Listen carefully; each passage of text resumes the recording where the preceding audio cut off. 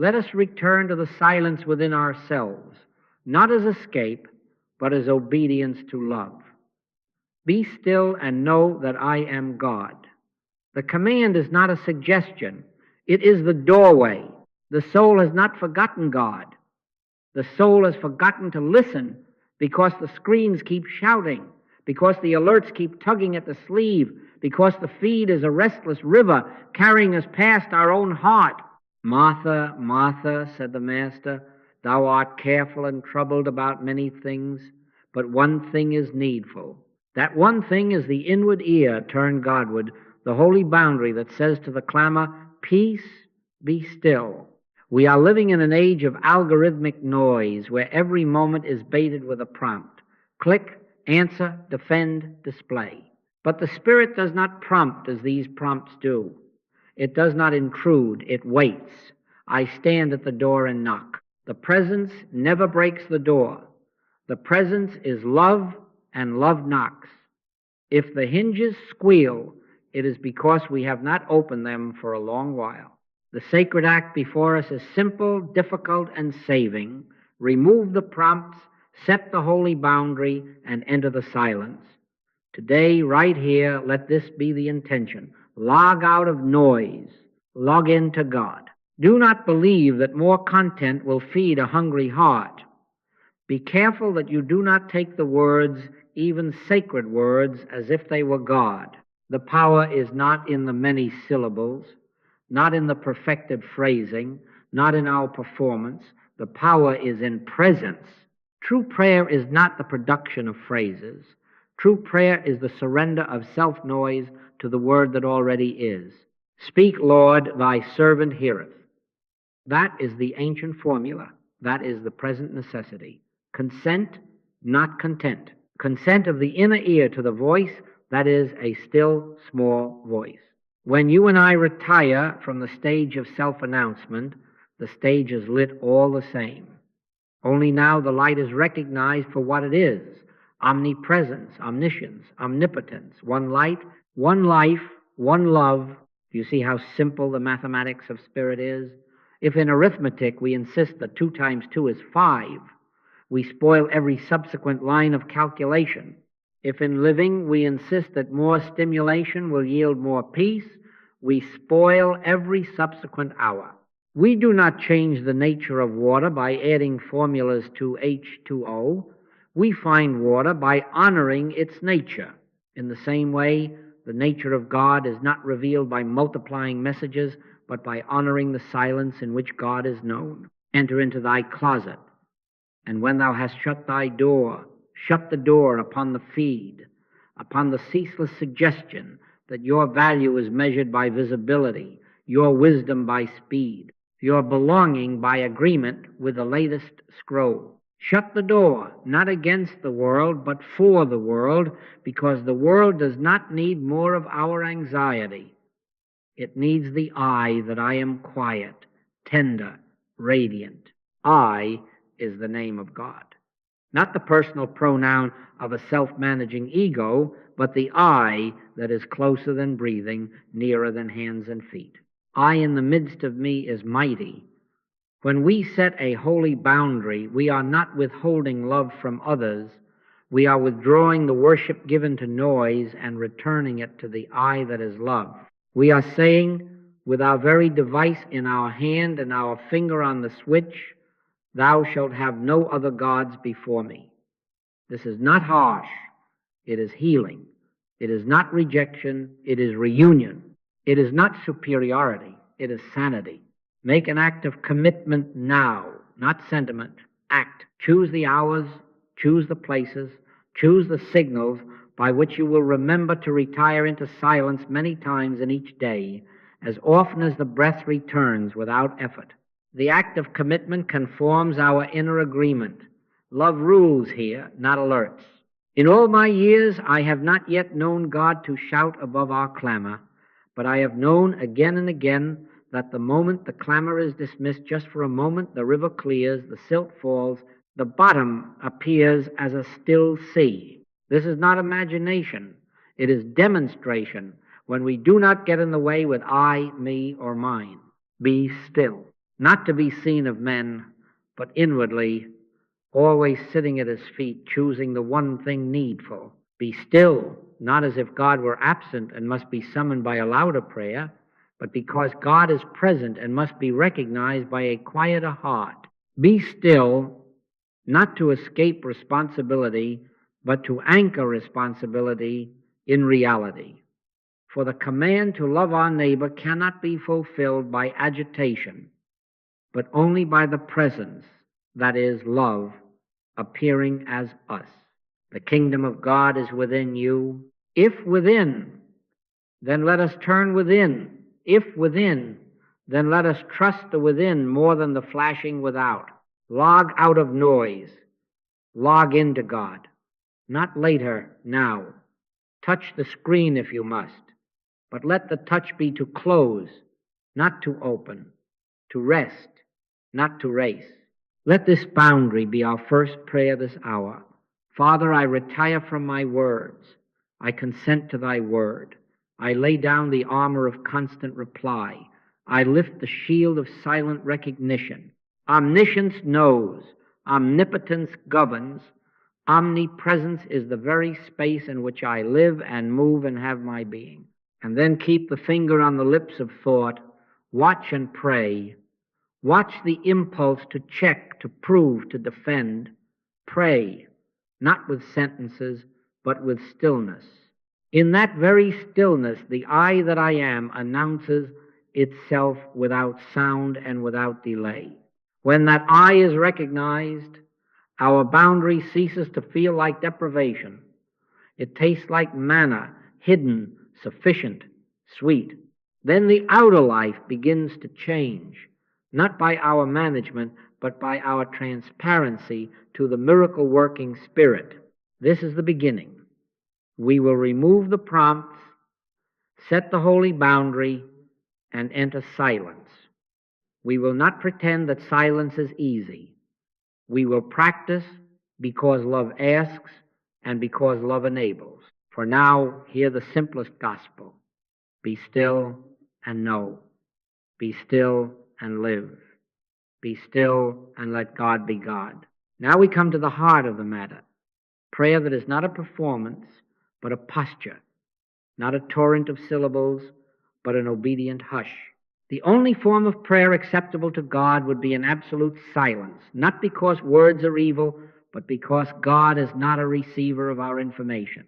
Your Father knoweth what things ye have need of before ye ask. If that is true, and it is, then we do not gather to inform omniscience. We gather to be informed by omniscience. We are not here to energize omnipotence by emotional plea. We are here to rest in omnipotence and witness its activity. We are not here to summon omnipresence from a distance. We are here to acknowledge omnipresence, closer than breathing, nearer than hands and feet. Do you see how this changes the entire movement of prayer? It changes the impulse from assertion to consent, from petition to listening, from do it to be it, from come to I am. Be still and know. Be still, for God is. Be still. And let the I that I am announce itself within you without a syllable. The prayer that bears fruit is the prayer that yields, the prayer that opens the ear more than the mouth. Speak, Lord, your servant hears. Let that be the refrain, not once but many times in each day, until it becomes as natural as the breath and as quiet. Speak, Lord, your servant hears. Not, listen, Lord, thy servant speaks. The reversal is the whole revelation. The moment the inner ear turns, the moment the tongue of thought drops to the floor of silence, grace begins to move, not because we have moved it, but because we have ceased to block it with self-noise. Be careful that you do not take the words, the methods, or the app as if they were God. Be careful that you do not count your prayers by minutes logged or streaks maintained, as if the tally were the temple. The temple is not built by taps or guided prompts. The temple is built without hands and is entered without noise. Use helps if they help, but do not worship the help. The power is never in the syllables, never in the posture, never in the playlist. The power is in the presence, and the presence is recognized in silence. Keep silence before me, O all the earth. Place a finger upon the lips of the mind. Resist the imagination that the next technique, the next phrase, the next cadence will unlock the door. The door is already open, and the voice is already knocking. It is we who must cease pounding on our own hearts long enough to hear the gentle knock.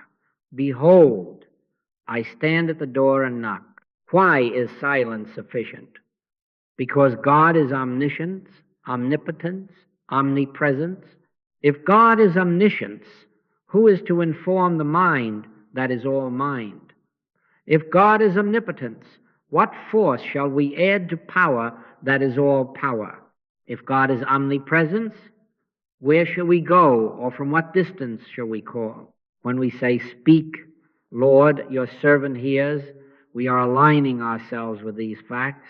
We are stepping into the mathematics of spirit, where 2 times 2 is 4 every time, where H2O is water because it is water, and no recipe of words can improve it. In the recognition of omniscience, our speech becomes irrelevant.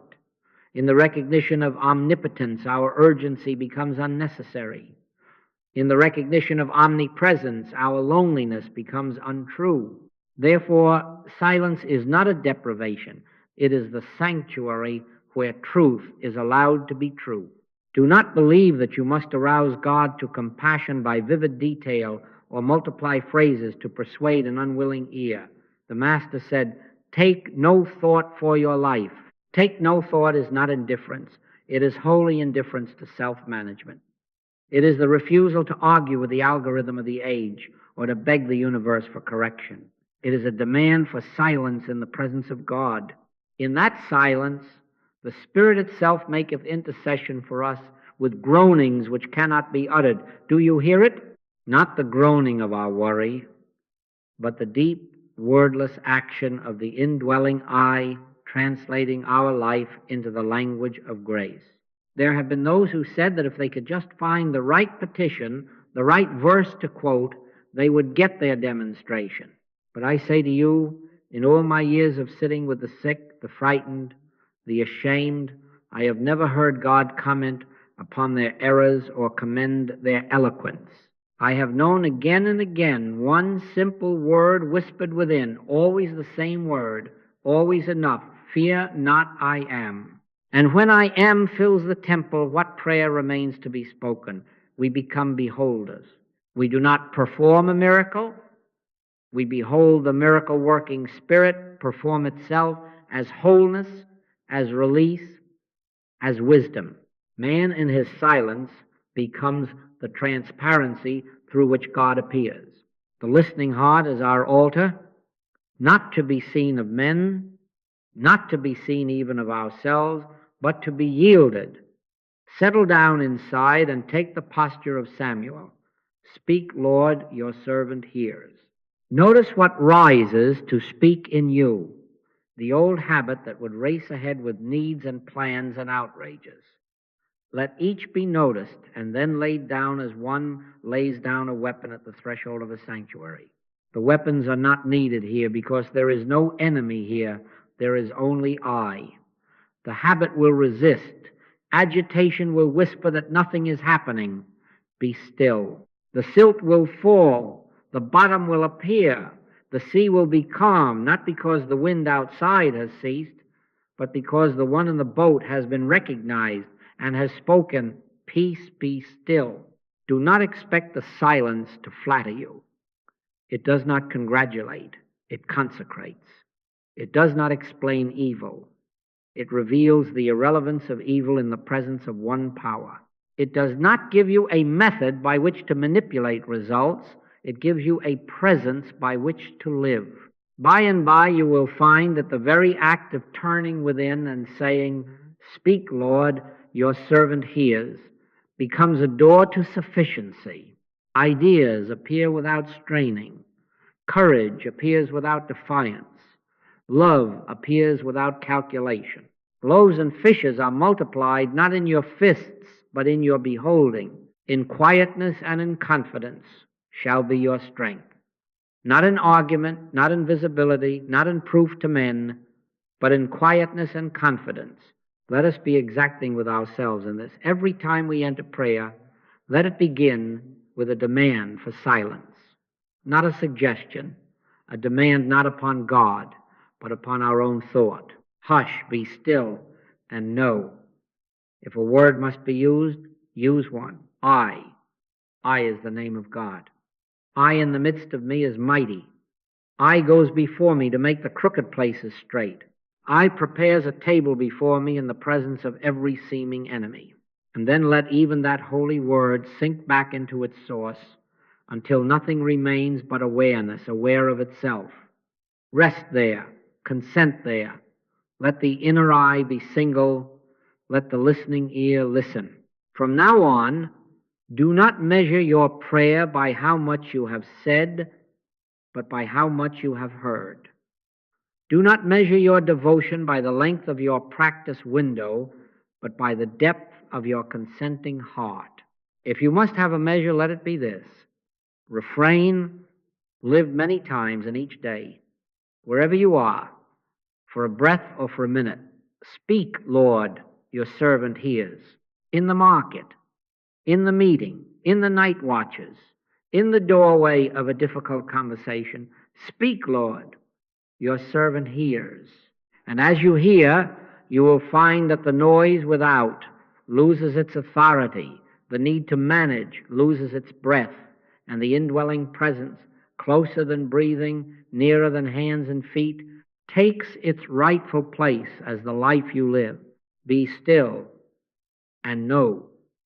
Then rise, not to speak much, but to carry the hush as law, as love, as light. We must be exact with ourselves here, because superstition hides most easily in modern garments. In the old days, they hung charms at the door. Now we hang them on the lock screen. The red badge, the vibration, the banner that steals the eye. Listen to what our fear has whispered about these. Here is your gain. Here is your loss. Here is your belonging. Here is your exile. Hurry, or you will miss your life. This is the two-power belief wearing silicon. It promises and it threatens. And the first commandment must stand up in us like a pillar of fire by night and say, Thou shalt have no other gods before me. Be still and know that I, not the feed, not the trend, not the numbers eye, do not believe that there are miracle workers in the server, nor monsters beneath the icon. Be careful that you do not take the alert, the graph, or even the praise that comes through a screen as if it were God. The power is not in notifications, the power is in presence. The algorithm is not a mind, not a conscience, not a lawgiver, it is a metronome. And we are not required to dance. Omniscience, omnipotence, omnipresence are the government of our life, not the cadence of an app. Say within yourself many times in each day, if necessary, there is no time, no place, no circumstance where another power is needed if God is all. Do you see how that drains the poison? Do you see how that loosens the grip? In arithmetic, 2 times 2 is 4. No matter who shouts 5, no matter how many banners stream with 5 in flashing color. You may put a siren on a falsehood, it will remain 4. You may whisper a truth, it will remain true. If you accept 2 times 2 as 5, you will spoil every line of your calculation until you return to the truth. If you accept that the feed can grant or revoke your well-being, you will spoil your hours with fear and hurry until you return to one power. When you do, the punishment ends in the very moment of enlightenment. It is not God who punishes. It is our ignorance colliding with law. Return to the law. Return to I. I is the name of God. I in the midst of me is mighty. Not the eye that refreshes constantly to see if it is seen, but the eye that is closer than breathing, and initiates its own appearing. The world of signals will continue to blink like stars that try to convince the ocean to grow tides on their schedule. But the ocean is governed by a greater gravity, so with you. Be still and know the inner gravity of one. Speak, Lord, your servant hears. The moment you turn to that hearing, you will feel the scan slow. The eyes that were trained to flicker will begin to rest. Courage to be still will come, not bravado, not stoic defiance, but the quiet courage of Daniel, who did not wrestle the lions. He beheld the law that shut their mouths. You will be tempted to say, but this feed controls my livelihood, my reputation, my safety. Do not lie to yourself with pious words and then bow to a second altar. Try the spirits, whether they be of God. If the prompt produces fear, compulsion, hostility, that is not the spirit. If the prompt invites love, wisdom, service, it may be a vehicle, but do not mistake the vehicle for the driver. Take no thought for your life. The Master did not say, take no responsibility. He said, take no thought, no anxious calculation. There is no place where anxious calculation adds anything to omniscience. There is no hour in which alarm adds anything to omnipotence. There is no location from which distance subtracts anything from omnipresence. Therefore, keep silence within, even as the outer world continues its flashing.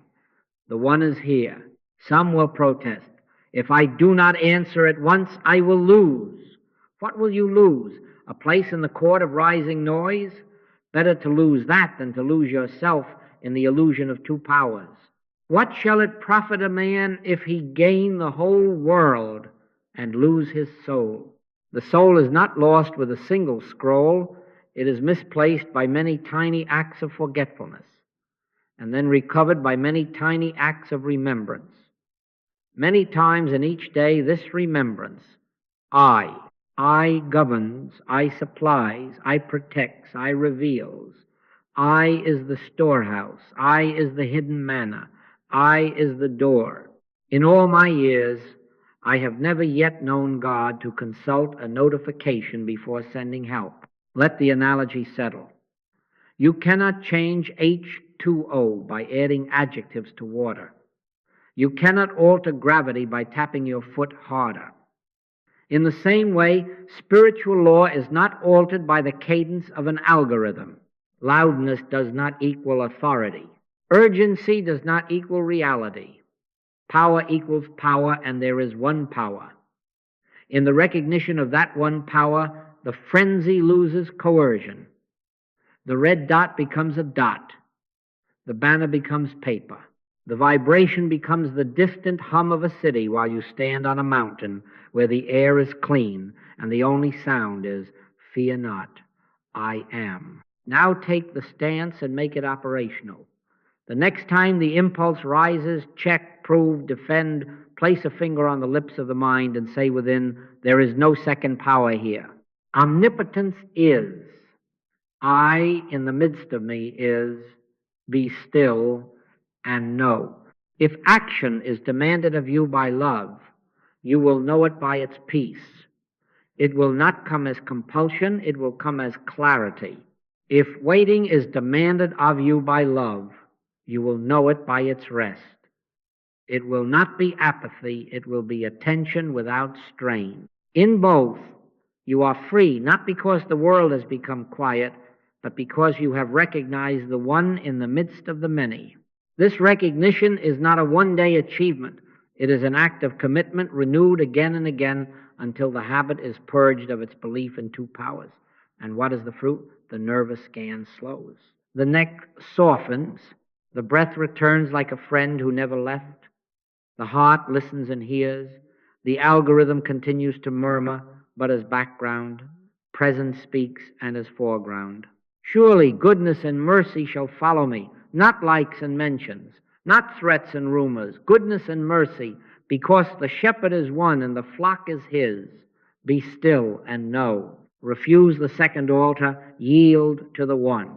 And watch how the lions yawn and roll over, harmless, as grace walks you through. Having quieted the fever of two powers, we now stand where the air is clear enough to hear a voice that does not shout. It does not negotiate. It announces itself. Fear not. I am. I is the name of God, not the little I of self-will and argument, not the I that measures its value in mirrors and metrics, the I that is closer than breathing, nearer than hands and feet. In him we live and move and have our being. This is not poetry. It is the geography of your true life. The presence is not across a sea of effort. It is in the midst of you as your very life. The quiet authority that knows before you know, goes before you go, and has prepared the way where you imagined none. We have been trained to manage life as if we were orphans in a hostile land, drawing blueprints by day and defending them by night. But the Master said, take no thought for your life, and again, I am with you always. Do you see? To take no thought is not to absent yourself from responsibility. It is to renounce the fantasy that your thinking is the architect of grace. It is to retire from self-management and become a beholder of the inner light, letting it interpret, letting it supply, letting it protect. The act of commitment is simple, exacting, and sweet. I yield to the I at the center of my being, not once, but many times in each day, until yielding becomes our native breath. Say it gently now and let the words sink until they are no longer words. I yield to the I at the center of my being. Say it when the fork in the road appears and your history rushes forward with its counsel of fear. Say it when the inbox flares like a small war. Say it before the meeting where you are tempted to secure your place by argument. Then be still and know. Speak, Lord, your servant hears. Wait, not for voices, not for visions, but for that soft inner evidencing of peace that signals rightness without a speech. What comes out of that hush will prove itself by its fruit. Clarity without compulsion, action without strain, love without calculation. Scripture gives us pictures because the heart remembers pictures better than propositions. Think of it this way: a cloud by day, a pillar of fire by night. Not a superstition, a law. When the I is acknowledged, it goes before you to make the crooked places straight.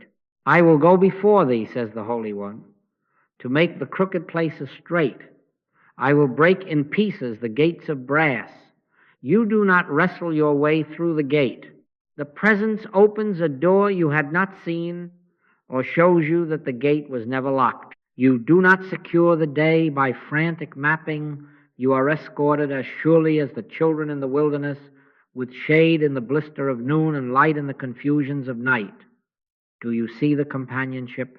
Not a deity over there and a devotee over here, but I in the midst of me revealing itself as guidance and sufficiency. I am the shepherd, said the Master. I lead you beside still waters. To be led is not to be passive. It is to be responsive to an inner leading that originates not in fear but in love.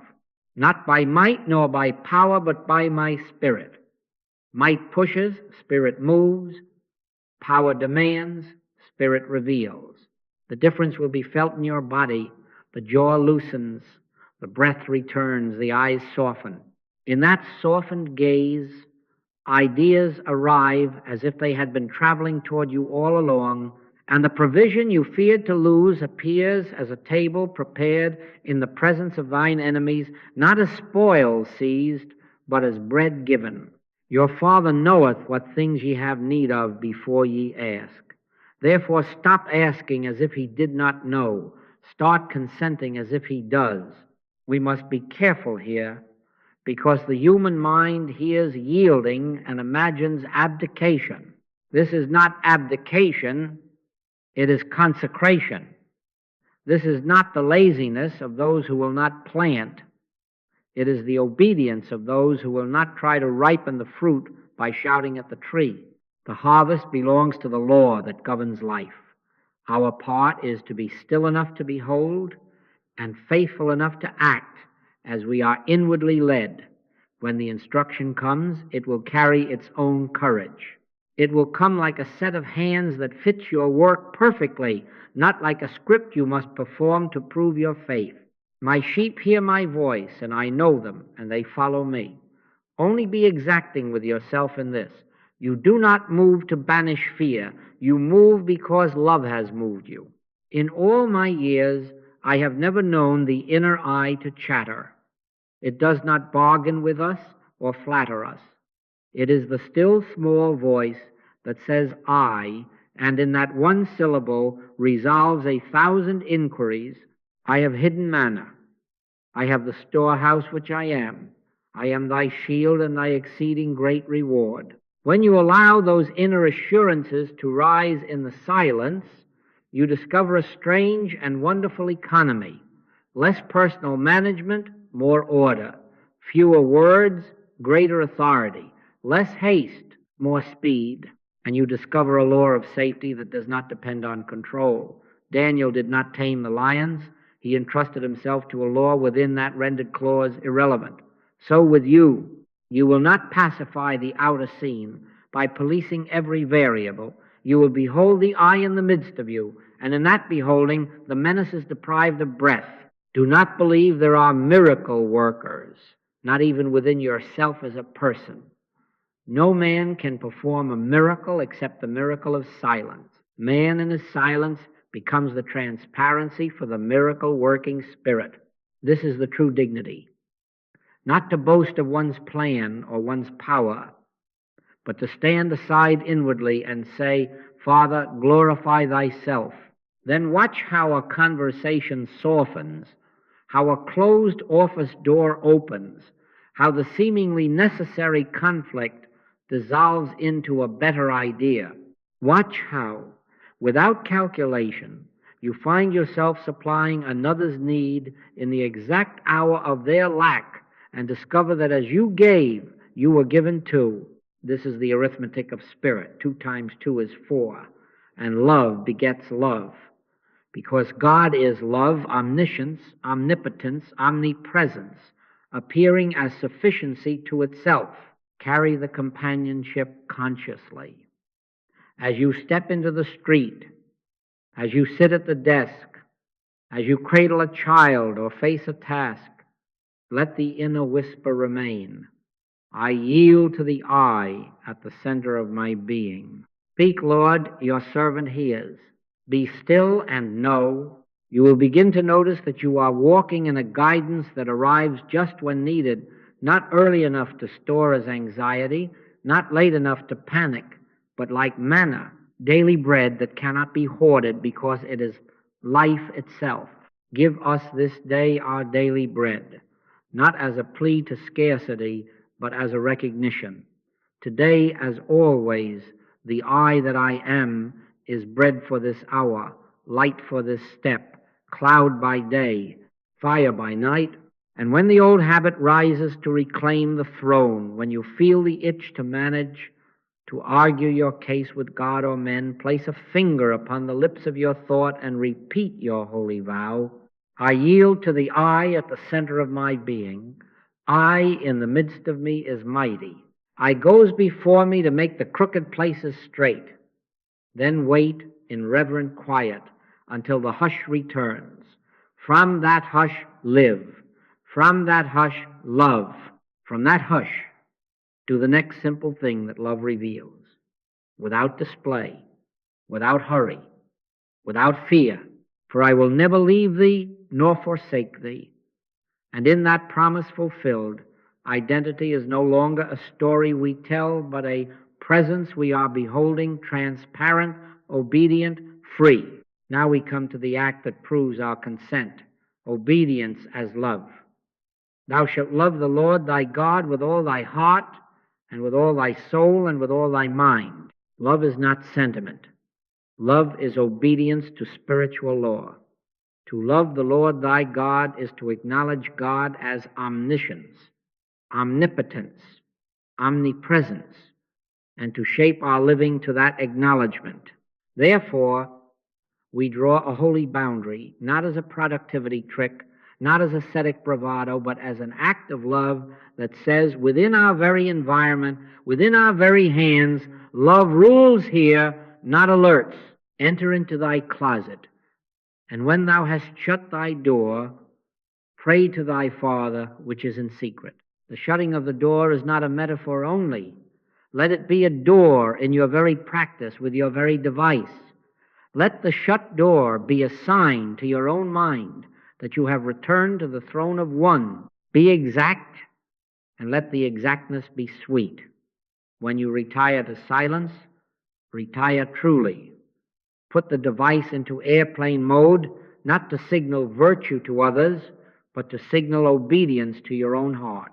Set do not disturb, not as rebellion against the world, but as reverence for the presence. Place the screen face down, or better, in another room, as a symbolic gesture that says, words remain outside this sanctuary. Images remain outside this sanctuary. Demands remain outside this sanctuary. As we place the device outside, we are placing the tongue outside. Keep silence before me, O all the earth. In this gesture, heaven and earth meet in a simple obedience that reorients the soul. Do not say, it is too small to matter. If you change 2 times 2 to 5, you spoil an entire page of arithmetic. If you permit one small breach of the holy boundary, you spoil an entire hour of prayer. Be exact, not harsh, exact, not fearful, exact, because love is exact. Let there be appointed times and unappointed returns. In the morning, before you greet the world, greet the I in the midst of you. Do not unlock any door until you have unlocked the inner hush. Set aside a few minutes where the device is elsewhere and the ear within is listening. Speak, Lord, your servant hears. At midday, again, many times in each day, steal a moment for the silence. Make a closet of your car, a sanctuary of a park bench, a temple of your very breath. Again at evening, before you release yourself to sleep, release yourself to God. In each interval, renew the vow. I yield to the I at the center of my being. This is your act of commitment. It is not the length of the interval, but the genuineness of the stillness that bears fruit. Measure nothing, consent everything. Some will say, but my work requires availability. Let us be clear. We are not anti-technology. We are pro-transparency. We are not condemning tools. We are enthroning God. The donkey carried the master into the city. The donkey was a servant. The device is a donkey, useful, dutiful, not to be worshipped. No man can serve 2 masters. Either alerts rule you or love rules you. You may use the tool in service of love, but you may not let the tool usurp the throne. This is why the boundary must be holy. You declare to your own consciousness, not to the world, where your allegiance lies. In this recognition, the tool takes its proper place. It ceases to command, it begins to assist. It stops whispering fear. It becomes a vehicle for generosity, for clarity, for timely response that originates not in compulsion but in spirit. Make the gestures simple and repeatable, because love is proved in the small, faithful acts. When you enter your prayer space, set the device on a shelf outside, as one would remove shoes upon sacred ground. This is not superstition. This is humility. When you begin a meeting, place the device in your bag and set do not disturb for the duration, and within yourself say, be still. When you sit at the table with your family, let the screen face the table of your heart, not their faces. When you wait for an answer, do not pace through the feed. Retire and whisper, I will stand upon my watch, and let the answer appear from within. And when duty requires that you be reachable, a sick child, a necessary task, then set a single channel for that necessity and silence the rest. Love is orderly. Love discerns. Love is not negligent. It is not negligence to close 9 doors while keeping open the one door love indicates. Do not believe that the boundary is a self-improvement protocol. Do not turn it into a badge or a streak. Be careful that you do not take the rule as if it were God. The power is not in the rule. The power is in the presence to which the rule bears witness. The temple is not the scheduling app. The temple is the listening heart. Use helps if they help, but do not worship the help. Return to the refrain many times in each day. Speak, Lord, your servant hears. The interruption will come. The compulsion will stir. The hand will reach without permission.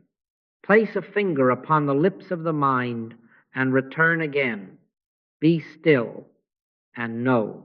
In that return, the punishment ends, for the punishment has been our own divided allegiance. You will soon discover that the boundary does not shrink your world, it clarifies it. In the quiet, the next loving act reveals itself without fanfare.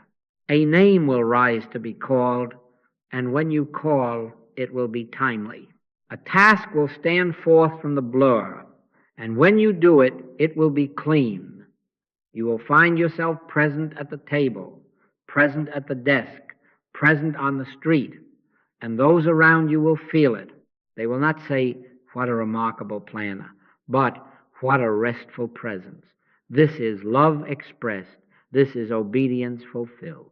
Let your light so shine before men does not mean glow with performance. It means be so emptied of distraction that the light has a clear pane through which to shine.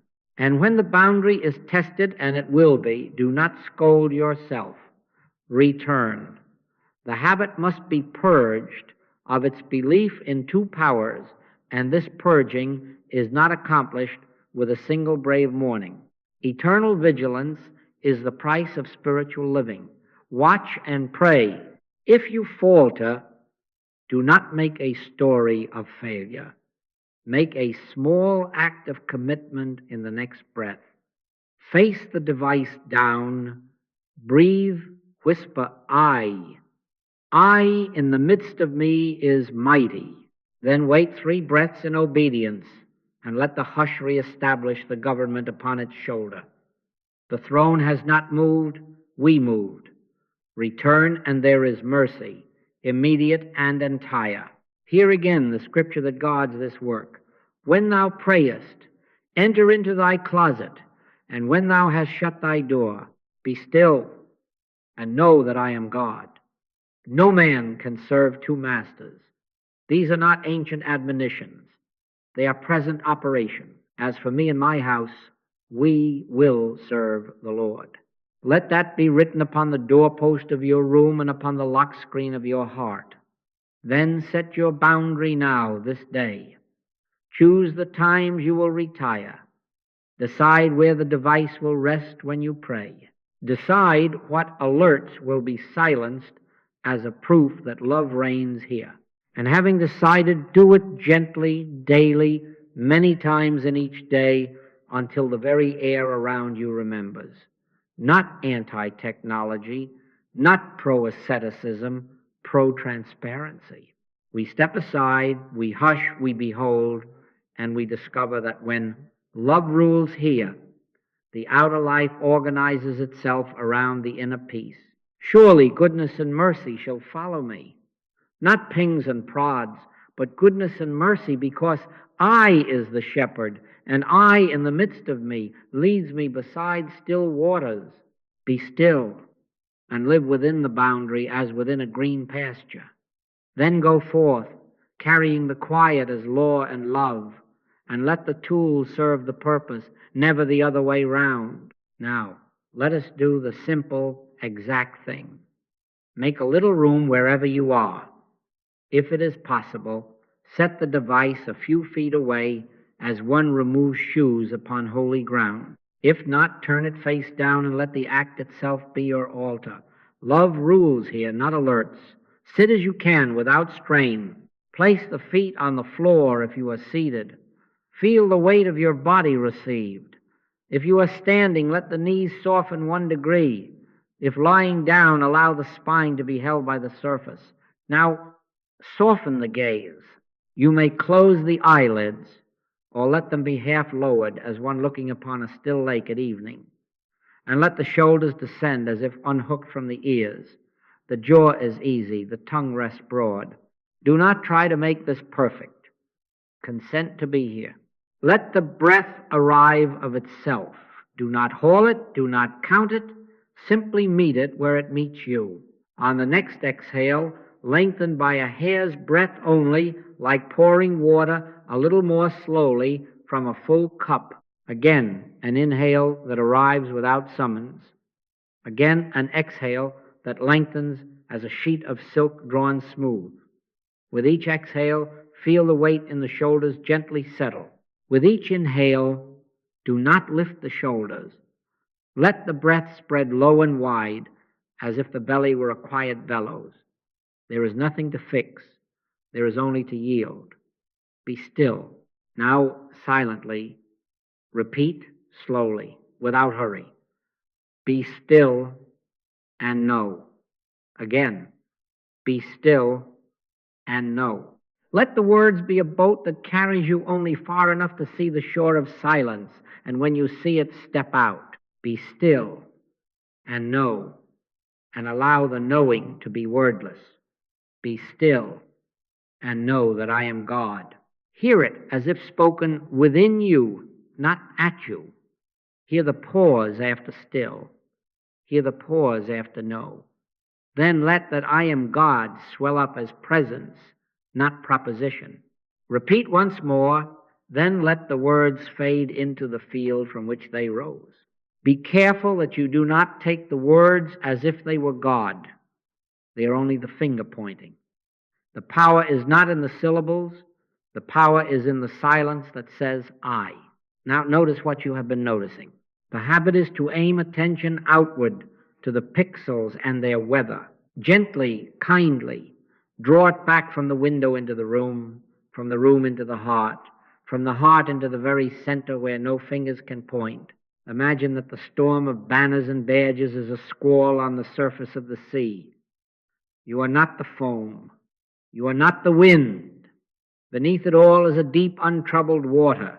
Descend by consent. Each exhale, as you lengthen it, is a step down the ladder into the clear. The sounds in the room continue. The city hums. The world does what the world does. Let everything be, and drop attention down and in. Be still. Now, on this next exhale, we remember the triad of truth that frees you from compulsion. Whisper within, very simply, omniscience, therefore I need not figure. Do not make a speech about it. Just let the meaning brush you like a wing. On the inhale, let the burden of figuring slip from the brow. On the next exhale, omnipotence, therefore, I need not force. Let the hands release the little clench of doing. On the next exhale, omnipotence, therefore, I am not alone. Feel the back of the heart widen, as if a companion has sat beside you who was there all along. Again now, 3 breaths, silent but sure.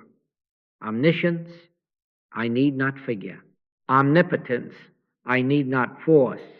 Omnipresence, I am not alone. Do you see the yoke lifting? Do you feel the sea under the storm? Say now, barely a whisper in the sanctuary of your heart. Speak, Lord, your servant hears. Only once or twice. Then drop the words and place a finger upon the lips of the mind. Listen. You are not listening for language. You are offering the listening itself. The listening ear is the attitude in prayer. There is a law at work here. The only form of prayer acceptable to God would be an absolute silence. Not the silence of absence, but the pregnant silence of presence. Do not believe that you can make God speak by urge or push. Do not believe there are miracle workers even within you as a person. No man can perform a miracle except the miracle of silence. In this silence, man becomes the transparency for the miracle-working Spirit. Thoughts will pass. Let them pass as birds cross the sky. Do not build them a nest. Sensations will rise, an itch, a sound, a worry remembered. Place a finger upon the lips of the mind and say inwardly, "Be still." If necessary, return to the boat of the words, "Be still and know." Then step again onto the shore. Each return is an act of commitment. Many times in each day, each return purges the belief in two powers and restores the throne to one. The punishment of restlessness ends in the very moment of remembrance. Be gentle. The shepherd leads you beside still waters. You need not drag yourself. Let us deepen with the next three exhales. Feel that you are widening, not by effort, but by release. On the first, allow the edges of you, the tight border of me, to soften. On the second, feel the quiet of the room enter you as if there were no seam between inner and outer. On the third, let the sense of an inner sea become subtly more obvious. You are aware of awareness, no image, no sentence, only a soft, steady here-ness, closer than breathing, nearer than hands and feet. I in the midst of me is mighty, not the eye of argument, the eye of God. Simply rest your attention where that eye seems to radiate, not a spot in the body, but a felt center that is everywhere you are.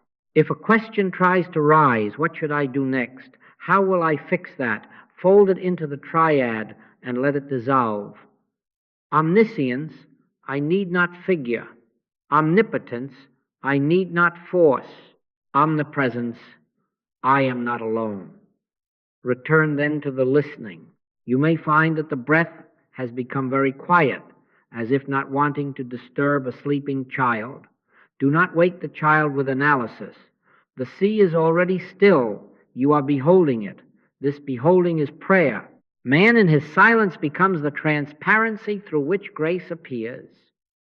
Do you see how the storm calms, not because you reasoned with the wind, but because a greater law has been recognized? Peace, be still. And there was a great calm. Now, very gently, ask nothing. Petition nothing. Behold. If images of those you love float through the mind, bathe them in the wordless sea, not an anxious asking. If a task peeks in, let it sit in the light without timeline. If a fear knocks at the door, do not open. Stand quietly and know I in the midst of me governs here. In all my years, I have never known God to instruct me in the errors of any person. Therefore, do not use this silence to examine yourself unto condemnation. Let the Beloved examine you without words and answer by presence. My grace is sufficient for thee. That sufficiency announces itself by peace, not by argument. Remain here a little while longer. Be still and know. When you notice that you are listening without waiting, you have slipped out of time into presence. There is nothing to prolong, nothing to shorten. Manna is given for this moment. Daily bread is given for this hour. Do not hoard it, receive it. If nothing seems to happen, understand, the most the human can do is make the room and be quiet in it. The storehouse which I am opens on its own schedule, and when it opens, you will recognize it not by a trumpet, but by an effortless rightness. When you are ready to come outward, do not break the surface. Rise as a swimmer rises, bringing the quiet with you. Deepen the inhale by a degree, not a command. Let the exhale trail a little longer. Sense the body again, feet, hands, shoulders, and keep one corner of your attention listening within. Open the gaze as you open the prayer, soft, unhurried. Do not reach for the device, not yet. Let love reign here a moment more. Whisper within, not to accomplish, but to acknowledge. Omniscience, I need not figure. Omnipotence, I need not force. Omnipresence, I am not alone. Then, Spirit leading, let the next simple act appear of itself. Perhaps it is to rise and wash a dish, perhaps to write a line, perhaps to make a call. You will know it by its peace. This is the way from screen storm to still sea. Not resistance, not indulgence, but gentle attention and holy consent. Be still and know. Speak, Lord, your servant hears. Then drop the words, and let the sea which you are behold itself. In that beholding, the outer will align as a cloud by day and a pillar of fire by night, and goodness and mercy shall follow, not because we have managed the weather, but because we have yielded to the one weatherless presence that is our life. Be still and carry the hush with you as law and love many times in each day. Now we come to the marrow of the way, the effortless center that explains the fruit without enthroning the tree. Hear it simply. Our task is not to make something happen, but to become transparent to what always is. Not to push, but to yield. Not to manage, but to behold. I can of mine own self do nothing, said the Master. The Father within me, he doeth the works. Do you see? If the Christ itself declares a non-doing, then certainly we must not set ourselves up as operators of spiritual machinery. Do not believe there are miracle workers. Be careful that you do not take the personality, the posture, or the words, my words, your words, anyone's words, as if they were God. The power is not in the syllables. The power is in the life that breathes them when we are still. There is a life behind these words, and that life is the prayer. Pay attention, not to the shape of the sentence, but to the consciousness from which it rises, omnipresence, omniscience, omnipotence, the one that is closer than breathing. When you feel that quiet, you are already praying aright, even if the lips never move. The only form of prayer acceptable to God would be an absolute silence, not an absence of attention, but the pure listening that says without sound, speak, Lord, thy servant heareth. In that listening, we are not technicians of the inner life, pulling levers and turning valves. We are beholders. We are windows. The sun does not need our push. It needs only a clear pane. Become a window, not a wall. If a wall, the light strikes and stops. If a window, it passes without argument and illumines the room. You will discover that the habits of the world, its feeds and its fears, train the mind to do, to insert itself, to shape the outcome by one more thought, one more scroll, one more cleverness. But there are not two powers here. When you cease to argue with shadows and retire into the recognition of one, the compulsion drops of itself, not by might, nor by power, but by my Spirit, saith the Lord. Not in mental manipulation, but in inner availability. Not in techniques, but in trust. If we accept 2 times 2 is 5, we can chant 4 all day long, and still our page will be spoiled. If we try to change H to O, we will not have water. In like manner, if we begin with the premise that our thinking is the power, we spoil the demonstration. The law is exact. Begin with I in the midst of thee am mighty, and then be still until the mightiness bears witness in peace. Consider the window again. If the glass is clouded, we do not command the sunlight to burn hotter, we cleanse the pane. Cleansing here is not self-condemnation. It is ceasing to attribute cause to human will. It is refusing to weaponize words. It is laying down both petition and protest and letting the sea be a sea. The wall was our attempt to be cause. The window is our consent to be transparency. Man in his silence becomes the transparency for the miracle-working Spirit. Do you see the remarkable kindness of this law? It sets aside heroics. It removes the burden of success. It ends the theater of piety. The truth needs no actor, it needs only a beholder. Why callest thou me good? There is none good but one, the Master said, and with that sentence he forever dismissed the cult of the fixer. You are not asked to be a fixer. You are invited to be a witness. Stand still and see the salvation of the Lord.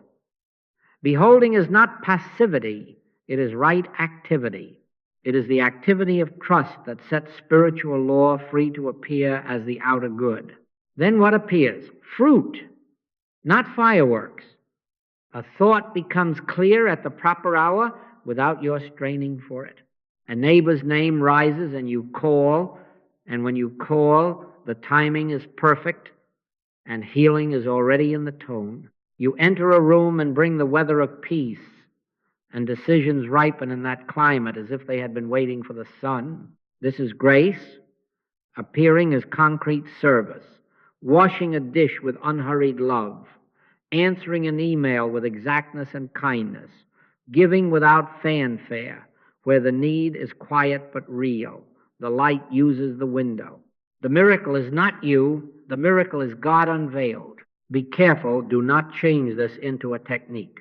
You will be tempted to make a rule, if I am very quiet for 5 minutes, then the client will say yes. If I hold my breath just so, the inbox will empty itself. No, that is bargaining with shadows. That is the old belief in two powers dressed in monastic robes. Return instead to simplicity. Be still. No. Let the Father be the Father.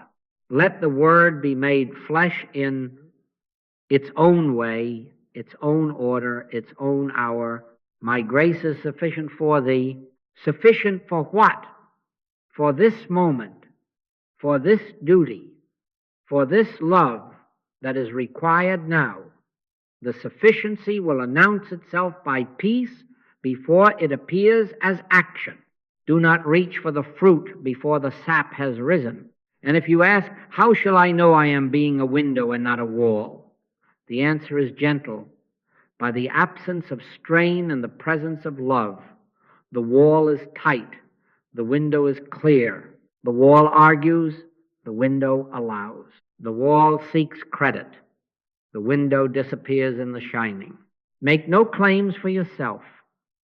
If someone thanks you, pass the thanks inwards and say silently, it is the Father within that doeth the works.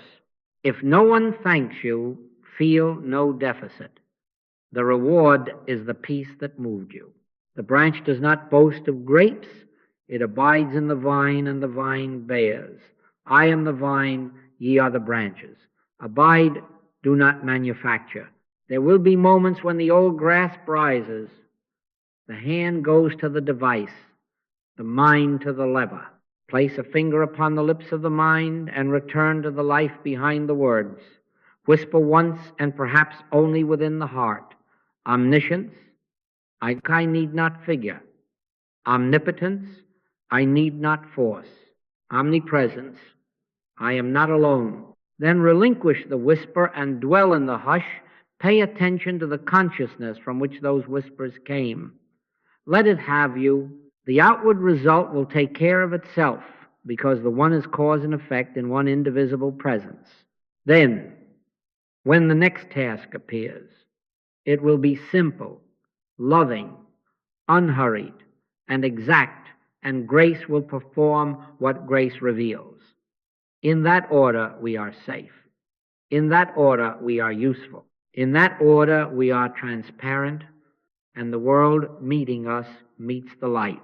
Let us continue, not by adding anything, but by subtracting the need to add.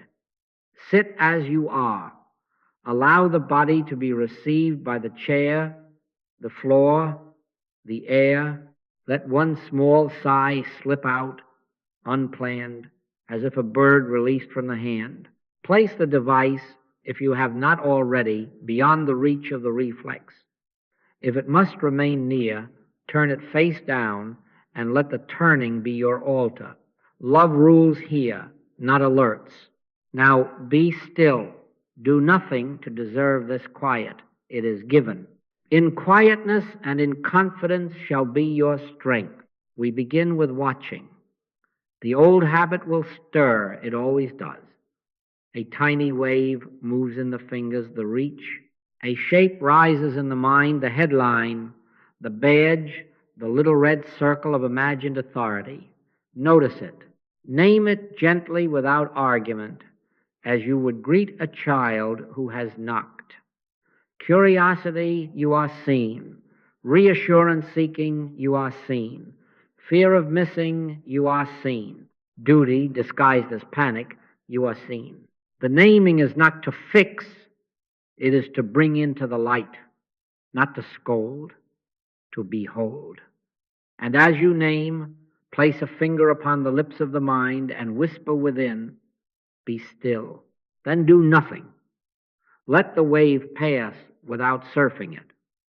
Stand still and see the salvation of the Lord. Return now, very simply, to one. There are not two powers here, no power in the lure and another in your resistance. There is one presence, one law, one life. Omniscience, therefore I need not figure. Omnipotence, therefore I need not force. Omnipresence, therefore I am not alone. Let these be not slogans, but soft recognitions, like three bells ringing far off across the water. With each recognition, the breath loosens. With each loosening, the compulsion loses breath of its own. Do you see? We are not out arguing the feed. We are disarming the belief that it commands. Take no thought for your life. To take no thought is not negligence. It is trust in the eye that knows before you ask. Now we practice the holy not to fix, but to notice, not to acquire, but to allow, not to manage, but to behold. When the next itch of checking comes, do not leap to repair it. Simply notice the energy of it as sensation in the hand, as a fizz in the chest, as a picture in the head.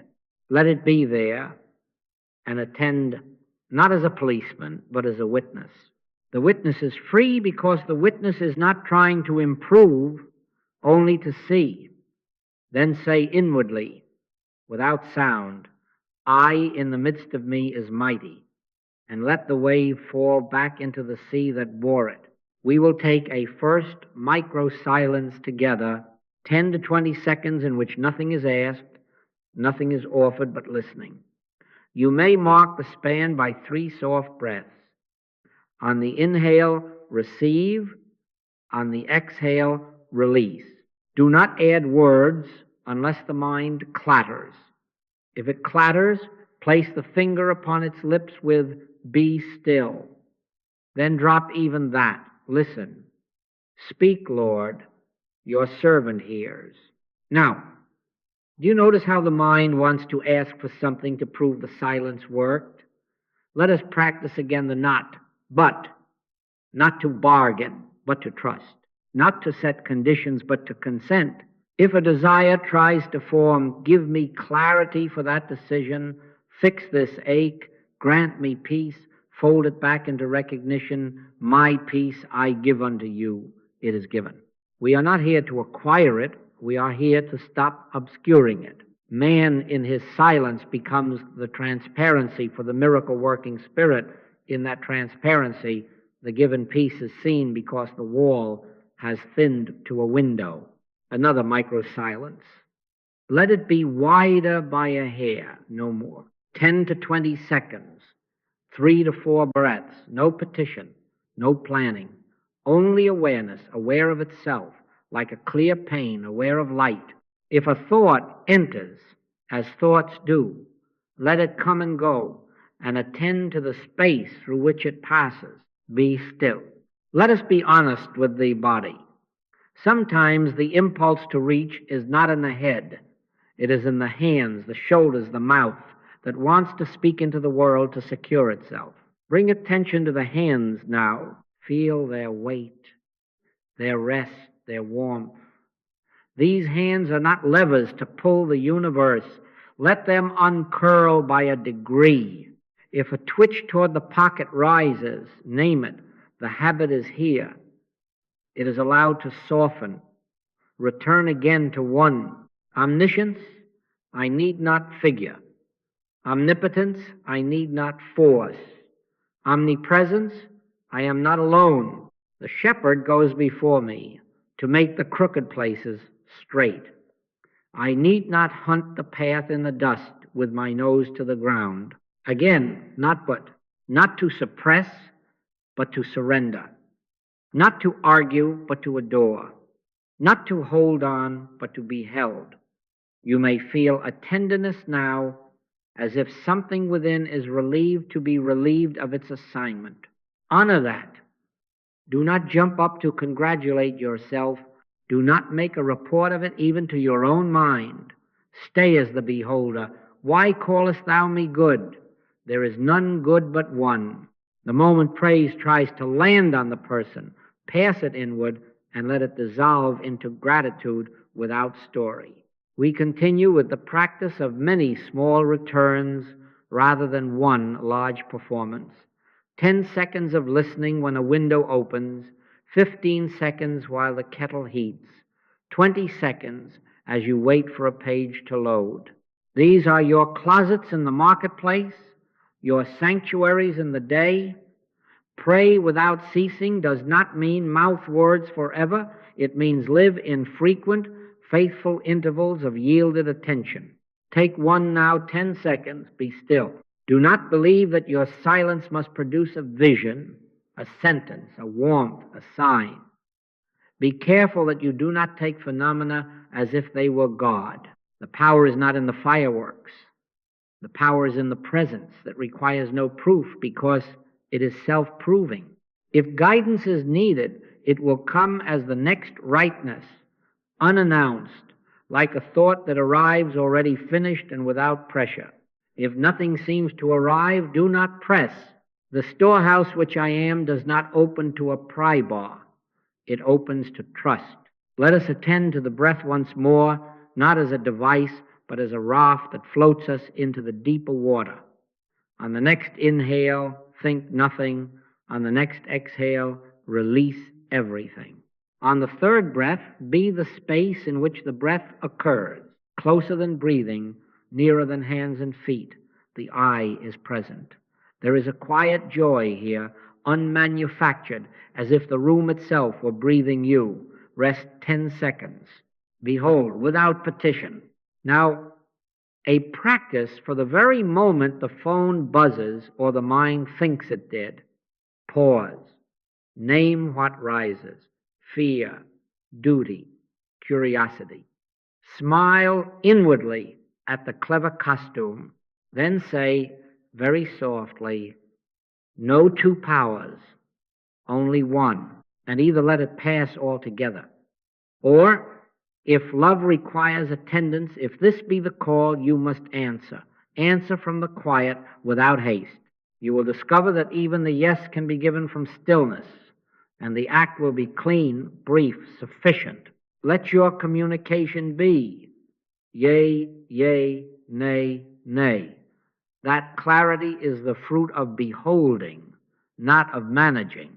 We will take one more micro silence and then allow even the suggestion of practice to thin out.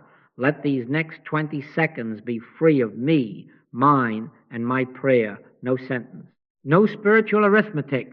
Only the clear awareness, aware of itself. If you must name it, call it, I in the midst of me. Then drop even that. Be still. Notice now that you are listening without trying to listen. The room is present. You are present. Presence is present. There is no labor in it. Remain here. I will say no more for a space. When the words return, let them feel like birds that briefly alight and then lift without disturbing the air. For now, simply be. Speak, Lord, your servant hears. And as this guided thread grows gossamer, do not clutch it. Let the guidance itself become transparent. If a line has served you, let it pass. If a breath has steadied you, let it go on its way. Sit or stand or walk as you are moved, but carry nothing. Behold, without petition, without plan, with trust, the compulsion has lost its breath because it has been deprived of your belief in it. The one remains. Abide in the vine, and let the vine bear in its season. Be still. Now we come to the holy interval in which the words are asked to stand aside, the mind is asked to remove its shoes, and the heart is asked to be a listening cup. Make, then, the simplest, clearest act of commitment you can in this moment. Set a quiet timer, no chime that startles, no trumpet that declares achievement, only a soft bell that will return you gently when it is time. Place the device beyond the reach of the reflex. Turn it face down as one turns down a lantern in order to see the stars. This is not superstition. It is love's boundary that says, here and now. Love rules, not alerts. This very placing is prayer, and it is obedience to the law we have been given, not to be seen of men, but inwardly always sitting at the feet of the One. Close the door of this closet as well as you are able, if not a wooden door, then the inner door that says to the clamor, peace, be still. Sit in stillness. Let the body be received without fuss by the chair, the floor, the earth that never argues with your weight.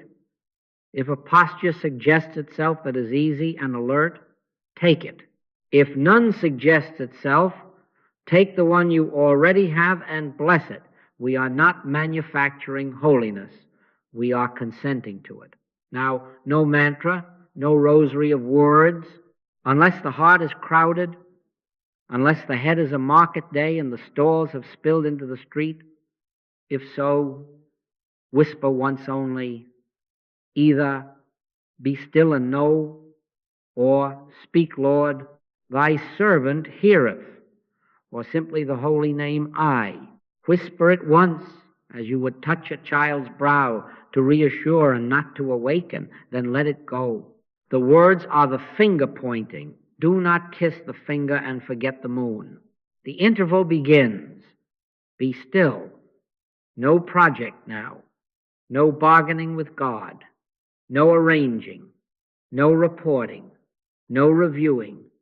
No rehearsing. The listening ear is the only attitude. Let the breath arrive uncoached. Let the heart do its work without witness. Let the mind, that faithful servant so fond of errands, sit down and learn at last the rest that belongs to servants when the master is in the house. Be still and know that I am God. Not be still and think about God. Not be still and ask of God. Be still and know. The knowing here is not a thought. It is a presence. It is omnipresence. It is closer than breathing. It is the I in the midst of you. When thoughts arise, do not be surprised. Thoughts are not intruders. They are weather. They pass through the sky of awareness because that is what weather does. Do not argue. Do not throw your cloak over the sun to bar the wind. Do not sign treaties with them. Do not wage war with them. Place a finger upon the lips of the mind and return to the listening, to the space through which these clouds float and fade. If a thought is insistent, bow to it without bending over and let it pass. Stand still and see the salvation of the Lord, which is not the removal of clouds, but the recognition of the sky. You are not the traveler on the road of thoughts. You are the road's unmoving ground. If anxiety flares, it will do so with speed and costume. It will say, check now or perish. It will say, if you do not handle this, no one will. It will say, what if, what if, what if? Do not answer the what ifs with counter arguments. This is not a debate. Return instead to the one law that unseats fear without a blow. No two powers. Say it within once only, with the weight of recognition and not of struggle. There is one power. Omniscience, therefore, I need not figure, Omnipotence, therefore, I need not force. Omnipresence, therefore, I am not alone. Then drop the formulation and rest again, empty-handed in the quiet. The shepherd goes before you. You do not need to send text messages into the future to prepare the way. The crooked places are already being made straight in a realm not governed by clocks and banners. If the body speaks, as bodies do, an itch, a weight, a small ache, ascribe it no theology. Do not turn it into a problem to solve here in the sanctuary. Notice, relax the clutch, return to listening. You are not required to be stoic. You are required to be still. A shift may present itself, a softer angle of the leg, a breath allowed to drop lower, and if it does, receive it. Then again, the listening. No narrative. No, improving the silence by adding the incense of thought. The only form of prayer acceptable to God would be an absolute silence, the silence of consent, the silence of surrender, the silence of the beholder who knows that the miracle belongs to the life and not to the lip. If images of those you love rise in the mind's lake, bathe them lightly and without plan in this wordless sea. Do not pray about them. Let the presence that is already sufficient reveal itself as their sufficiency. Do not try to pick a fruit and place it in their hand. Let the vine bear as it wills. I am the vine, ye are the branches. Abide, and let abiding be your whole gift. If a face appears that you do not love an enemy, a rival, a stranger who alarms you, do not bar the door of the sanctuary. Do not entangle yourself in reasons and rights.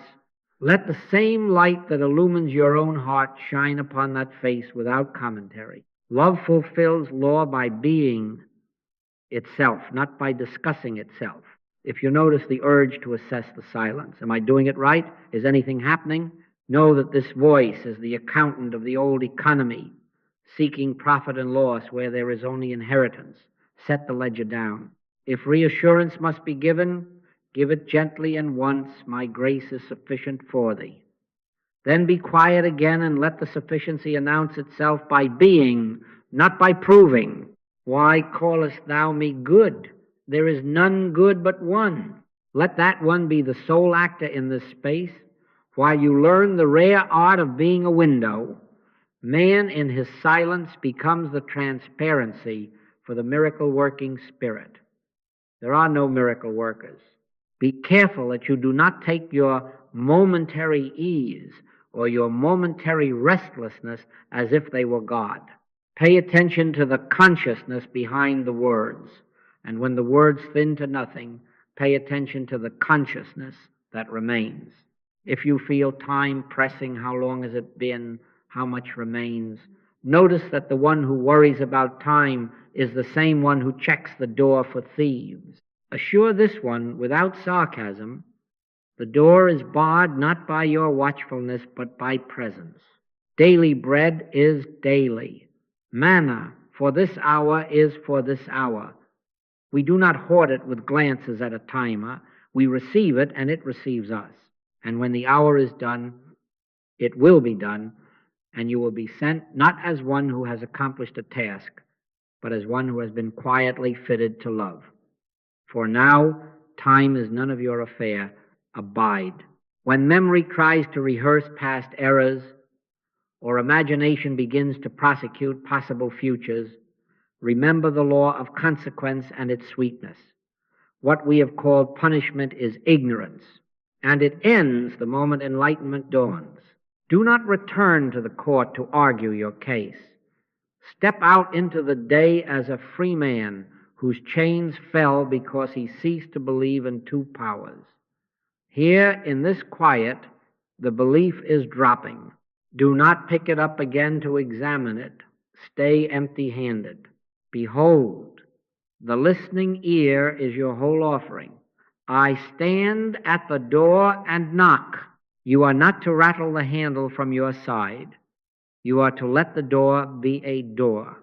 And if it opens to reveal the I that has been your very life masked by your very thinking.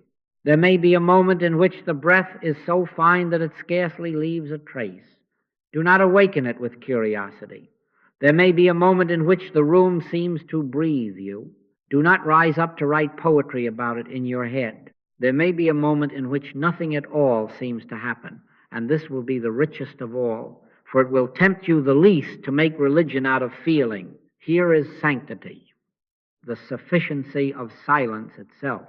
Not a practice leading to God, but God revealed as the ground of any practice. In such a moment, the softest thank you you have ever whispered will form and unform at the edge of your heart, not to flatter a deity, not to secure a favor, but to bow in the recognition that you have ceased helping and begun beholding. If the veil drops and you find yourself back in the feed of thought planning errands, replaying a sentence, inventing a reply, do not condemn. Do not even call it distraction as if it had insulted a priest. Simply place the finger upon the lips of the mind and listen again. 100 times yes, 1,000 times if necessary, in this one interval. Each return is not failure, it is the act of commitment fulfilled. Pray without ceasing is accomplished by many returns, not a single marathon of will. Eternal vigilance is the price of spiritual living, and vigilance here is not strain. It is the gentle honesty that notices and returns without commentary. If the heart grows heavy and a tear wanting to be named rises, do not harness it to a story. Let it fall in the sanctuary as incense falls unexplained, unclaimed. God has never once, in all my years, instructed me in the errors of any person, least of all myself, by rubbing my face in a narrative. Grace reveals by being felt as peace, as loosening, as the weight that lifts because we stop lifting it. Come unto me, all ye that labor and are heavy laden, and I will give you rest. Take that rest now without paraphrase. Rest is given as presence. Presence is given as silence.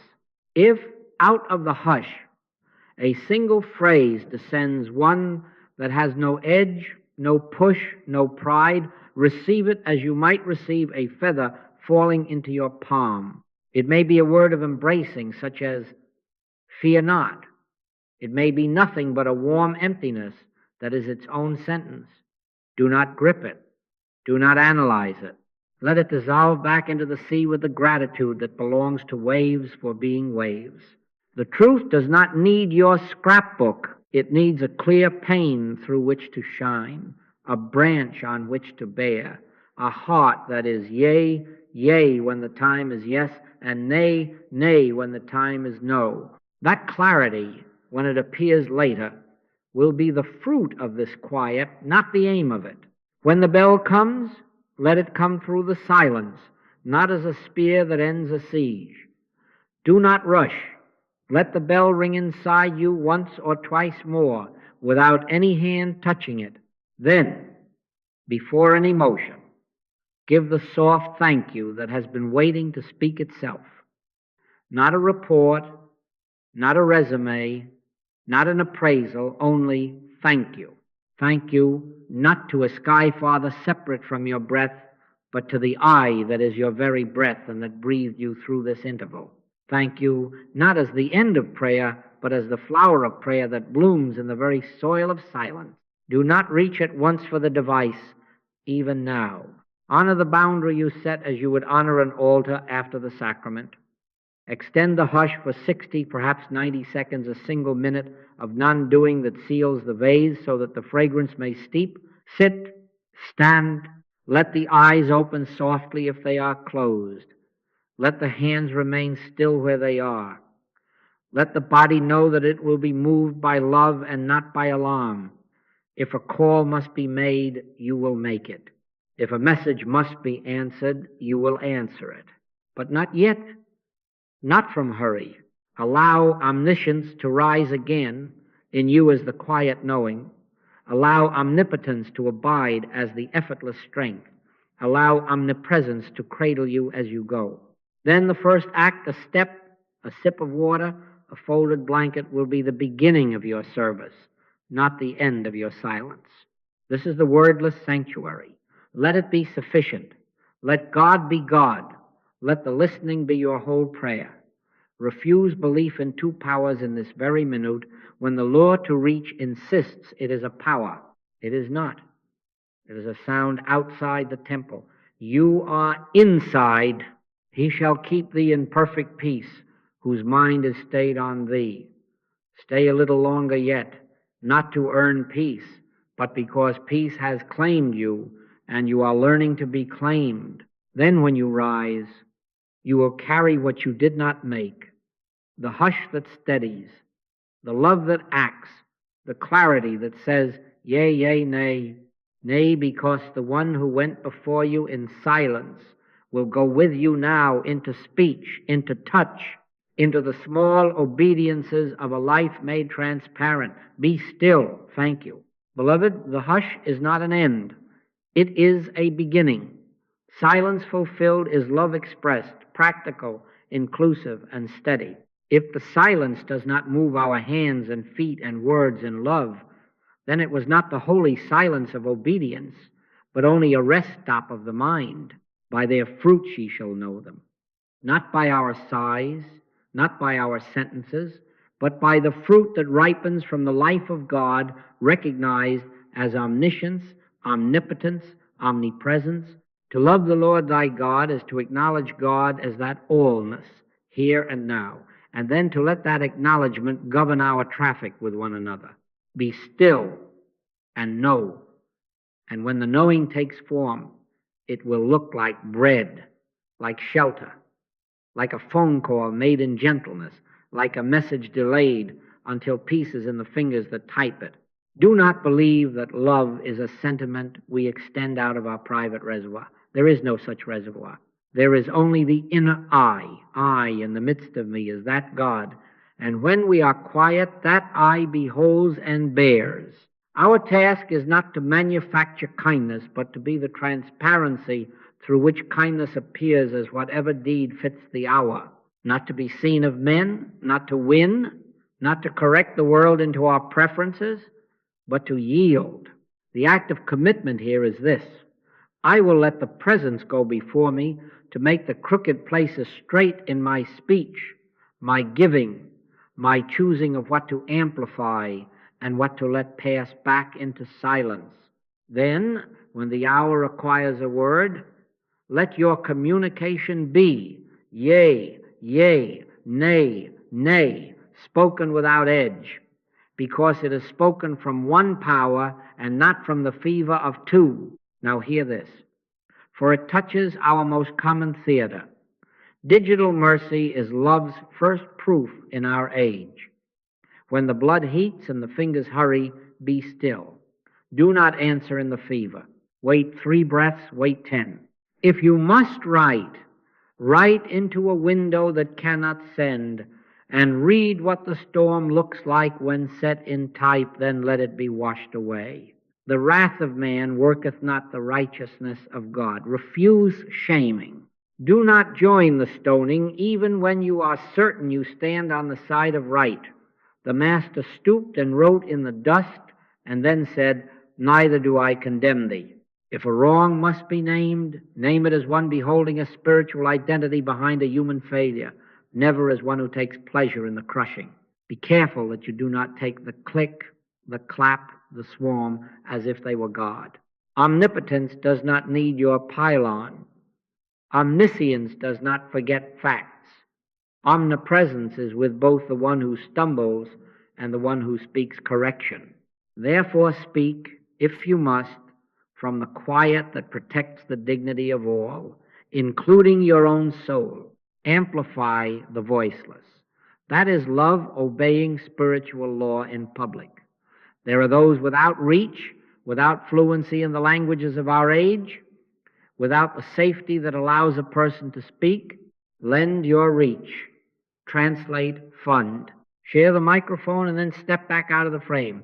Open thy mouth for the dumb, and then be dumb again before the inner eye, lest you begin to confuse advocacy with the power. The one acts as justice when you do not try to steal its glory. And do not confine your amplifying to those who look like you, worship like you, vote like you, dwell on your side of any border. Love breaks down national, racial, religious, and color prejudices as an act of obedience to the nature of God, who maketh his sun to rise on the evil and on the good. If you are to post the bread store, not the brand, the helpline number, not the victory lap, the scholarship application for children other than your own, the fundraiser for the city they taught you to despise when you were small. The Samaritan was neighbor not by argument, but by oil and coin and lift. Provision will be asked of you. Share bread, time, skill, online and off, without fanfare. If you have two coats, let one go the way coats go when love rules them. If you have 10 minutes, tithe 5 to a listening ear for one who cannot repay. If you can code, design, teach, comfort, guide, do it quietly in someone else's comment box, in someone else's inbox, with no watermark but peace. Do not make noise about the noise you are not making. Let not thy left hand know what thy right hand doeth. The multiplication of loaves and fishes did not begin with a press release. It began with gratitude for what was already in the basket and trust in the storehouse which I am. As you give, notice how fear of depletion fades when you cease believing in two powers. There is no power in lack to defeat the omnipotence of God. As you sow into the need of enemy nations as readily as into your neighborhood, you will prove that supply is spiritual before it is financial, and therefore it is universal. The measure of proof is not the tale you tell at day's end. It is the inner quiet that becomes outward generosity. Faith without works is dead, not because works curry favor, but because faith is the recognition of a life that cannot help bearing fruit. If the stillness of your prayer does not incline you to slow your reply, to shield a neighbor from shame, to carry a bag of food up a stairwell with no witness but God, then return to the closet until the spring unclenches. Be still and know, then let the knowing walk down the block and take a broom. The broom used in peace is as spiritual as any psalm recited. The email written without heat, the meeting entered without a prepared victory, the apology that arrives before it is demanded. These are sacraments. Make, then, simple acts of commitment that marry the sanctuary to the street. Before you answer any heated message, 3 breaths in which you say within only one power. Before you press share on any story of sin, one inward question: would I wish this shouted of me? And then a second: will sharing increase love's reach or only increase traffic? Before you plan your day, 1 quiet minute to ask, who is my neighbor? And then to let a name appear that is not in your circle. Once a week, set aside an hour to serve an other, a language group not yours, a neighborhood not yours, a generation not yours, without posting a photograph of your goodness. In every giving, let the thanks be vertical. Freely ye have received, freely give. When you are tempted to refuse because you feel small, be still, listen, and hear. My grace is sufficient for thee. Then go in that sufficiency and watch how easily the crooked places straighten when you do not push. Do not believe that love is a mood. It is obedience to law. And the law is this: one power acting as the allness of good, appearing as the many forms of care. When the inner eye is acknowledged, the outer hand becomes swift without hurry, firm without hardness, generous without calculation. Let your light so shine before men that they may see your good works and glorify your Father which is in heaven. Not glorify you, glorify the source. Beholders, we become windows. The Father within doeth the works. Keep the finger on the lips of the mind, even as the lips speak kindness. Walk and serve in the listening. Speak, Lord. Thy servant heareth in the grocery line, at the keyboard, in the meeting, on the sidewalk, where a stranger's eyes ask a question you do not need words to hear. Then love, steady as the hush that sent you, will go on loving many times in each day, and you will discover that service is not a project but a presence carrying itself into the world through the transparency that you consented to be. Be still then, let love do what love is. Beloved, if this way of living is to be more than a passing sweetness, it must be guarded not by suspicion, but by devotion, not by building a fence of rules around the garden, but by watering the root many times each day. Watch and pray, not once, not when trouble shouts, but as a rhythm, as a breath. Eternal vigilance is the price of spiritual living, and the vigilance asked of us is tender and frequent. Be still, not for an hour only, but in the small acts that lace the day together until the day itself is woven of quiet. Let us make simple rituals, not as superstition, but as acts of commitment that declare one power in the place where two powers are advertised. Before your thumb touches the glass, pause. Feel the finger on the lips of the mind. Whisper within. Speak, Lord. Thy servant heareth. 3 quiet breaths before you unlock, and if unlocking is not required for love to act, let it remain locked at thresholds, doorways, inboxes, meetings, the car ignition. 3 quiet breaths again. The world will not perish in those 9 seconds, but the storm in you may. Be still and know that I am God. Not be still and be clever. Not be still and calculate outcomes. Be still and know. Then cross the threshold in the strength of that knowing. Keep a Sabbath hour each day. The Master said the Sabbath was made for man, not man for the Sabbath.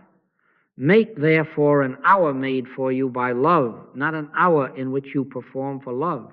In that hour, close the device as you would close the ark, and let omniscience, omnipotence, omnipresence be the furniture of the sanctuary. Read nothing, plan nothing. Do not even study truth as if truth were a subject. Sit in the listening. If a light chore must be done, do it in the hush, as if washing the feet of a guest. This daily Sabbath is not a luxury. It is the act by which you tell the algorithm of yesterday and the worry of tomorrow that they are not God in your house. Now hear this, and let it settle like a plumb line. As H2O defines water, silence defines prayer. Change the formula, and you lose the essence. If we tinker, if we decide that H2O plus an extra O is better, we will not have water, but something else entirely. And if we take prayer and add to it petition, fear, manipulation, we no longer have prayer but anxiety rehearsed in sacred language.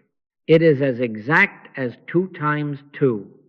If we accept that 2 times 2 is 5, we do not merely err in a small sum, we spoil our entire mathematical demonstration. So in prayer, keep the formula exact. The only form of prayer acceptable to God would be an absolute silence, the silence of recognition, the silence of the beholder. Do you see? Not many words, but a listening ear. Not a better argument, but a transparent heart. How shall we keep the formula pure through the hours? By turning notifications into bells that call us within. Be careful that you do not take the chime as if it were God, or the dopamine rush as if it were inspiration. When the banner slides across the screen, let it be to you as the old monastery bell. First you bow within, then you act or do not act. 1 breath, 2 breaths. Lord, what wouldst thou have me do? And if omniscience answers, you will know it by its lack of push. If there is no answer, let the banner pass back into the sea of all banners. Do not believe there are miracle workers who can deliver you from reactivity. There are none. Man in his silence becomes the transparency for the miracle working spirit. Your freedom will not be won by tricks, but by returns, small, faithful, many times in each day. When you forget and you answer in the fever, do not punish yourself. No one is punishing you. What you call punishment is entirely due to our ignorance. Reactivity rebounds until integrity is restored. Karmic law is set in motion whenever a human sentiment hits up against the spiritual reality of the I that I am. As you sow, so shall you reap is not a threat, it is a map. Be grateful for the quick rebound that reveals the error. In the very instant you awaken, the punishment ends. Right then and there, place the finger on the lips of the mind. Be still and know one power. Say within, I in the midst of me is that God, and let the heat drain into the sea of presence. Then, if amends are required, make them from quiet, not from shame. Sustainability in this path is not achieved by a once-a-week climb to the mountaintop. It is the sailor's art of checking the stars again and again, the farmer's habit of watering often and lightly, the heart's faithful beat. Many returns, brief and honest, anchor long stretches of clarity. Set small bells in your day. Upon waking, before unlocking, at noon, 3 breaths and a thank you without an object. In the afternoon, a minute of eyes closed where you are desk, bus, sidewalk, thou art with me. And in the evening, before you choose entertainment or argument, a pause to ask, what serves love, not in bondage, but in freedom? Do this not to be seen of men. Most of it no one will ever see. Your Father who seeth in secret rewardeth openly, which is to say, the outward life quietly reflects the inner law when the inner law is honored. Do not get to relying on words, on timers, on the ritual itself, as if they were God. The power is not in the words or in the discipline as such, but in the consciousness to which they point. Pay attention to the consciousness behind the words. If a day comes when the 3 breaths are not possible, do not declare defeat. Remember the nearness, closer than breathing, nearer than hands and feet. A glance within is sometimes all that is needed to shift from 2 powers to 1. In a crowded elevator, in a courtroom, in a hospital corridor, in a kitchen at 6 p.m., be still inwardly and know that is prayer. That is Sabbath. That is the exact formula preserved in the midst of motion. When fear tries to draft you news, rumor, a text that looks like trouble, answer, not with counter-fear, but with the law. There is no time or place where a power is needed in the recognition of the omnipotence of God. Omniscience, so you need not scramble. Omnipotence, so you need not push. Omnipresence, so you are not alone. Keep this triad ready, not as a charm, but as a door back into the silence. Then let the Father within do the work. You are the beholder. You are the window. You are not the engineer of outcomes. Let the day be braided thus. Small obediences, many times over. Before you speak a breath, before you send a listening, before you judge a pause to see the eye that is your neighbor's true life, set the device down for 1 holy hour and let love rule there. Receive every alert as a cue to turn within. Maintain the exactness of silence as prayer. Accept the karmic rebound as instruction. And rejoice that awakening ends it at once. Build sustainability, not with strain, but with frequent returns. In this way, freedom from digital compulsion is not a project you complete. It is an atmosphere you inhabit, because you have consented to be inhabited by the presence that never leaves. Lo, I am with you always. Be still, and you will find this is not promise only, but fact. Then go on, quietly. Watch. Pray without ceasing. Many times each day, let the inner eye be acknowledged, and you will discover that vigilance is not a frown placed upon life, but a light hand upon the tiller. The sea of consciousness carries you. The small touch keeps you aligned. Yea, yea, nay, nay, spoken from peace. And when the evening comes, offer no report, only the soft thank you that belongs to one who has been kept. Thank you for the pauses, for the breath, for the bell that turned me home, for the one power revealed again and again as the very life I live. Be still. Beloved, we do not end. We consent to continue. Outwardly we rise from this hour and go our several ways, but inwardly we remain quiet, yielded, continuously receptive. Let it be known within you now, without strain and without argument, that the life which has attended us is omniscience, omnipotence, omnipresence, love all-knowing, love all-powerful, love all-present. We do not take this as a phrase to comfort ourselves. We take it as law. Be still and know. The I that I am is not departing, for it could not draw nearer nor go farther. It is closer than breathing, nearer than hands and feet. The shepherd does not exchange pastures at the edge of your driveway.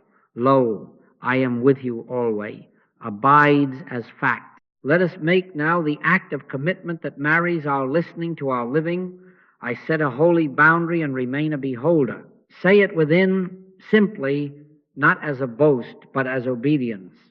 I set a holy boundary and remain a beholder. The boundary is not a wall of fear. It is the open gate of reverence by which only the One enters. I choose to let love rule here, not alerts. I choose to let the Father within do the works, not the fever of many messages. I choose to keep the finger on the lips of the mind and the ear inward. Speak, Lord, thy servant heareth. In this commitment there is no heroism. Make no claims for yourself. Man in his silence becomes the transparency for the miracle-working Spirit. Therefore we desire nothing but transparency, and we claim no power but one. As we go, let the blessing go before us as of old, a cloud by day and a pillar of fire by night. Not history only, but present guidance. The presence that fed Israel in a dry land feeds the heart in the feed of today. It is not less able because the wilderness now speaks in pixels. The cloud by day will shade you from the glare of argument. The fire by night will keep you from the chill of loneliness. Going before you to make the crooked places straight, behind you is rear guard, and walking beside you in the simplicity of daily deeds, the inner eye orders your steps. The Lord is my shepherd. I shall not want. Want for what? For wisdom when choices press, for calm when sirens blare, for words measured in mercy, for silence where silence serves. The storehouse which I am bears hidden manna for the hour you have not yet met. Therefore do not ask for signs, consent to guidance. Do not strain to remember 100 rules. Keep one remembrance immediate, only one power. When the two-power feed tries to preach to you this threat versus that threat, refuse its premise, and it dissolves into background noise. Be still and know. If a word must be spoken, let it be. Yea, yea, nay, nay, without heat, without the residue of confrontation. If a deed must be done, let it be done as the outflow of the hush, not to be seen of men, but because love appeared in you as a broom, a loaf, a ride, a refrained opinion, an open hand. Take with you the simple ritual that we have proved. 3 breaths before the hand touches glass, a soft thank you without an object at noon, a brief closing of the eyes before entering a room, a Sabbath hour each day in which nothing is demanded, and everything is offered to the silent. If you forget, return without shame. As you awaken, the punishment ends. This is the mercy of the law. As you sow, so shall you reap. Sow now into one power, reap in peace. Sow now into the beholding, reap in grace that appears as timely help. Let there be no fear that leaving this place leaves the presence. You are not leaving. You remain. The life of God does not require a certain chair or a certain music. It requires only that you not try to improve it. Be careful that you do not take these words as if they were God. The power is not in the words, but in the consciousness they point to. Pay attention to the consciousness behind the words. Keep the inner door on its hinges oiled and easy. I stand at the door and knock. Do not make the knocking hard to hear.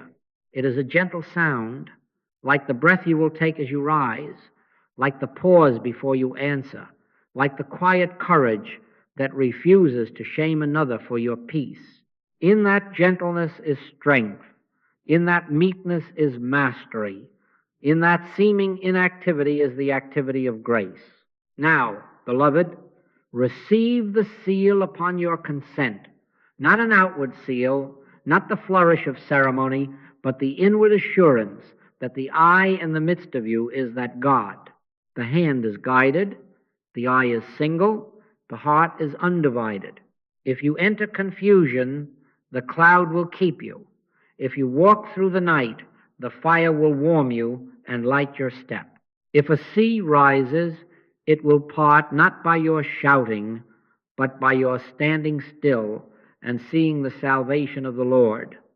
If bread seems little, give thanks. It will multiply as need requires. If enemies appear, bless and pass through. Love prepares a table in the presence of your enemies still. We depart outwardly, yet inwardly remain. Carry the quiet into the next act of service. Let the hush be the yoke that makes the burden light. Be still and know. Be still and know. Then go. No flourish, no ending. Only the simple, continuous receptivity that turns the hours into Sabbath and the tasks into sacrament. Thank you. Be still.